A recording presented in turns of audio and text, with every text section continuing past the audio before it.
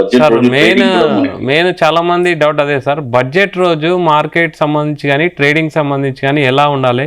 Sunday రోజు ఆ రోజు ఓన్లీ ఎక్స్పీరియన్స్ వాళ్ళు మాత్రమే ట్రేడ్ చేయాలి. ఎక్స్పీరియన్స్ లేని వాళ్ళు మాత్రం ఖచ్చితంగా వాళ్ళు అవుట్ సైడే ఉండడం బెటరు. ఎందుకంటే వాళ్ళకి ఆ ఒడిదుడుకులను తట్టుకునే కెపాసిటీ వాళ్ళకు ఉండదు. అదే ఎందుకంటే కొంతమంది అసలు ఈ బడ్జెట్ ట్రేడింగ్ కోసమే వెయిట్ చేస్తుంటారు సంపాదించే వాళ్ళు. ఓకే, చూడండి, టాలెంట్ ఉండేవాళ్ళు ఇవన్నీ ఒక ఆపర్చునిటీగా, ఎందుకంటే ఇవి వాలటైల్ ఉంటే బాగా సంపాదిస్తారు. అదే టాలెంట్ ఉండేవాళ్ళు, అదే అన్ఎక్స్పీరియన్స్ గా ఉండేవాళ్ళు లూజ్ చేస్తారు. ఇక్కడ డిఫరెన్స్ అది.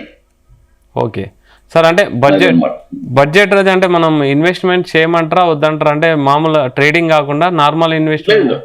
నేనేమంటే ఇప్పుడు మార్కెట్ వచ్చి ఆల్ టైమ్ బడ్జెట్ కూడా నాకు తెలిసి సెల్ ఆన్ రైస్ అనే ఉంది. ఏం పెద్దగా నాకేం పెద్ద పాజిటివ్ మూవ్మెంట్ ఏం ఉండదు బడ్జెట్ కూడా. ఓకే, మేబీ ఫాలే ఉంటుంది అని నాకు అనిపిస్తుంది. ఓకే, ఏదైనా అప్ సైడ్ వచ్చినా కూడా అది సెల్లింగ్ కోసమే. It is an opportunity to cell. కాబట్టి దాన్ని మనం పాజిటివ్ గా తీసుకోకూడదు. ఎందుకంటే మనకి ఎన్డీఏ గవర్నమెంట్ ఇది వచ్చి సెకండ్ ఇయర్ అనుకుంటా. సెకండ్ ఇయరే కదా, సెకండ్ ఇయర్. కాబట్టి వాళ్ళకి ఇంకా టైం ఉంది. నెక్స్ట్ ఎలక్షన్ కి ఇంకొక 2 years 3 years ఉంది.